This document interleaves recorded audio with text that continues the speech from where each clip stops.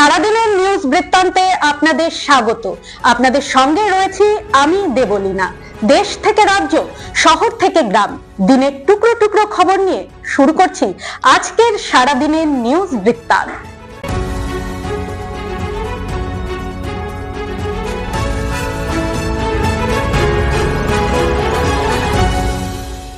সারাদিনের নিউজ বৃত্তান্ত নিবেদন করছেন জুয়েলার্স, সোনা যা সর্বক্ষণের। Agnishwar jewellers, NS road, Raiganj. Shri Dhaka jewellers, আভিজাত্যের গয়না। ত্রিনয়নী জ্যোতিষ কার্যালয়, শ্যামপুর মোড়, দেবীনগর, রায়গঞ্জ। নেশামুক্ত সমাজ করতে Raiganj unity foundation, Rupahar, Raiganj. North বেঙ্গলের সেরা সুপার স্পেশালিটি হাসপাতাল Jibanrekha. Spectrum healthcare diagnostics, Apollo clinic, এখন রায়গঞ্জে। উত্তর দিনাজপুর তথা রায়গঞ্জবাসীর দীর্ঘদিনের অপেক্ষার অবসানের ইঙ্গিত মিলল। বহু প্রতীক্ষিত ডালখোলা রায়গঞ্জ গাজল নতুন রেল লাইনের সার্ভের কাজ আনুষ্ঠানিকভাবে শুরু হয়েছে। এর আগে এই রেল প্রকল্পের জন্য যে সার্ভে করা হয়েছিল তা ঘন্টায় 110 কিলোমিটার গতির ট্রেন চলাচল মাথায় রেখে পরিকল্পিত ছিল, কিন্তু বর্তমানে ভারতীয় রেলের আধুনিকীকরণের সঙ্গে সামঞ্জস্য রেখে ঘন্টায় 150 থেকে 180 কিলোমিটার গতিবেগে ট্রেন চলাচলের উপযোগী রেলপথ নির্মাণের লক্ষ্য নিয়ে নতুনভাবে সার্ভে করা হচ্ছে। এই গুরুত্বপূর্ণ সার্ভের দায়িত্ব পেয়েছে pioneer engineering and consultancy company. আধুনিক মানদণ্ডে রেলপথের নকশা প্রস্তুত ও প্রযুক্তিগত সমীক্ষার কাজ ইতিমধ্যেই শুরু হয়েছে বলে জানা গেছে। উত্তর দিনাজপুর রেল উন্নয়ন মঞ্চের সম্পাদক অঙ্কুশ মৈত্র বলেন, দীর্ঘদিন ধরে এই রেলপথের দাবিতে বিভিন্ন সংগঠন ও সাধারণ মানুষ আন্দোলন চালিয়ে এসেছেন। সার্ভের কাজ শুরু হওয়ায় প্রকল্প বাস্তবায়নের পথে এটি একটি গুরুত্বপূর্ণ অগ্রগতি বলেই মনে করা হচ্ছে। উত্তর দিনাজপুর জেলা প্রশাসনের উদ্যোগে সোমবার কর্ণজোড়া অডিটোরিয়ামে যথাযোগ্য মর্যাদায় ডক্টর শ্যামাপ্রসাদ মুখার্জির জন্মজয়ন্তী পালন করা হয়। অনুষ্ঠানে তার প্রতিকৃতিতে মাল্যদান ও পুষ্পার্ঘ্য অর্পণের মাধ্যমে শ্রদ্ধা নিবেদন করা হয়। পরে তাঁর জীবনাদর্শ, দেশপ্রেম এবং শিক্ষা ও জাতীয় উন্নয়নে তার অবদানের ওপর আলোচনা অনুষ্ঠিত হয়। অনুষ্ঠানে উপস্থিত ছিলেন কার্তিক চন্দ্র পাল, উত্তর দিনাজপুরের জেলা শাসক বিবেক কুমার, অতিরিক্ত জেলা শাসক প্রিয়াঙ্কা সিং মেহতা সহ জেলা প্রশাসনের বিভিন্ন আধিকারিক ও বিশিষ্ট ব্যক্তিবর্গ। বক্তারা ডক্টর শ্যামাপ্রসাদ মুখার্জির আদর্শ ও কর্মজীবনের বিভিন্ন দিক তুলে ধরেন। দেশের ঐক্য, শিক্ষা বিস্তার এবং জাতীয়তাবাদী চিন্তাধারার প্রসারে তার অবদান আজও সমানভাবে প্রাসঙ্গিক। নতুন প্রজন্মের কাছে তার আদর্শ পৌঁছে দেওয়ার লক্ষ্যে এ ধরনের অনুষ্ঠানের গুরুত্ব তুলে ধরা হয়। বারুইপুরে 12 বছর বয়সী এক ছাত্রীর ধর্ষণ ও খুনের ঘটনায় রাজ্য জুড়ে প্রতিবাদের আবহের মধ্যেই সোমবার রায়গঞ্জের ঘড়ি মোড়ে বিক্ষোভ কর্মসূচির আয়োজন করল অল ইন্ডিয়া মহিলা সাংস্কৃতিক সংগঠন। ঘটনার দ্রুত ও নিরপেক্ষ তদন্ত এবং অভিযুক্তদের দৃষ্টান্তমূলক শাস্তির দাবিতে সংগঠনের সদস্যরা হাতে প্ল্যাকার্ড নিয়ে প্রতিবাদে সামিল হন। উল্লেখ্য, বারুইপুরের এই নৃশংস ঘটনার তদন্তে অতিরিক্ত পুলিশ সুপারের নেতৃত্বে 6 সদস্যের বিশেষ তদন্তকারী দল সিট গঠন করেছে বারুইপুর জেলা পুলিশ। প্রতিবাদ কর্মসূচিতে বক্তব্য রাখতে গিয়ে সংগঠনের উত্তর দিনাজপুর জেলা ইনচার্জ শুক্লা বর্মন বলেন, রাজ্যে নারী নির্যাতন ও ধর্ষণের ঘটনা উদ্বেগজনক হারে বাড়ছে। তিনি বলেন, এ ধরনের অপরাধের বিরুদ্ধে প্রশাসনকে আরও কঠোর অবস্থান নিতে হবে এবং দ্রুত বিচার নিশ্চিত করতে হবে। পাশাপাশি তিনি আরজিকর হাসপাতালের ঘটনার প্রসঙ্গ তুলে দাবি করেন, ওই মামলায় এখনও প্রকৃত দোষীদের শাস্তি নিশ্চিত হয়নি।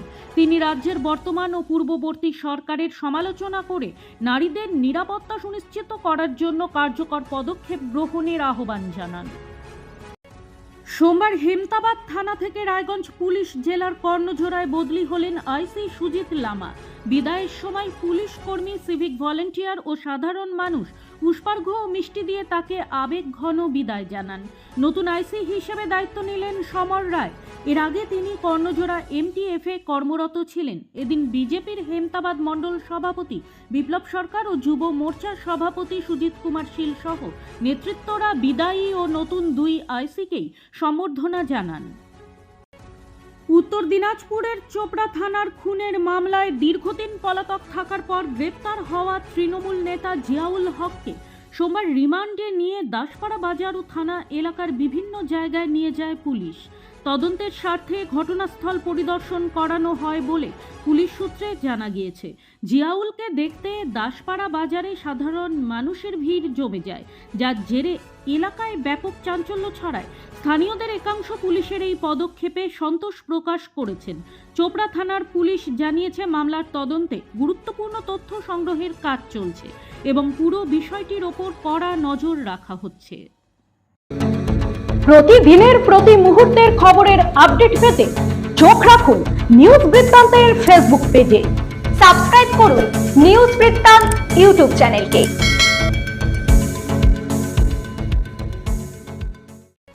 মিড ডে মিল কর্মীদের সাম্মানিক বৃদ্ধি পরীক্ষামূলকভাবে রাজ্য সরকারের মাধ্যমে ইসকনকে মিড ডে মিল পরিচালনার দায়িত্ব দেওয়ার সিদ্ধান্তের বিরোধিতা এবং একাধিক দাবিতে শুক্রবার রায়গঞ্জে বিক্ষোভ মিছিল ও প্রতিবাদ কর্মসূচির আয়োজন করল সারা বাংলা মিড ডে মিল কর্মী ইউনিয়ন।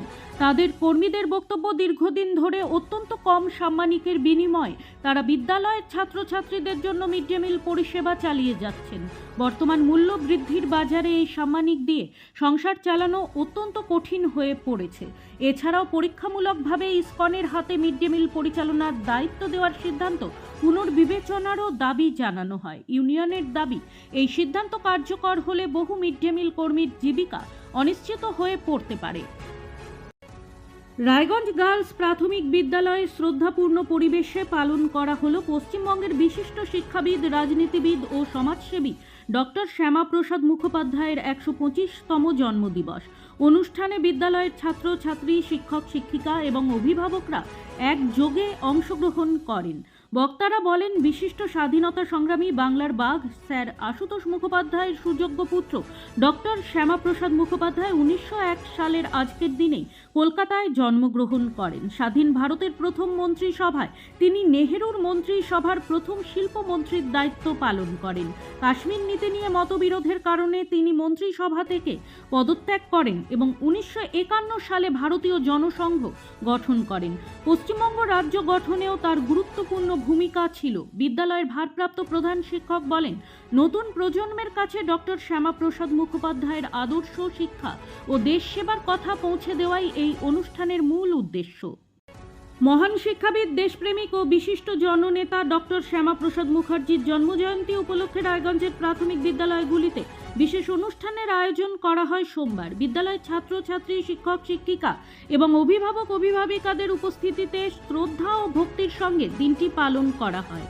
এদিন রায়গঞ্জের কাঞ্চনপল্লী জিএসএফপি স্কুলে স্মরণ ও শ্রদ্ধায় বিশেষভাবে দিনটিকে পালন করা হয়। অনুষ্ঠানের শুরুতে ডক্টর শ্যামাপ্রসাদ মুখার্জির প্রতিকৃতিতে পুষ্পার্ঘ্য অর্পণ ও মাল্যদান করেন উপস্থিত সকলে।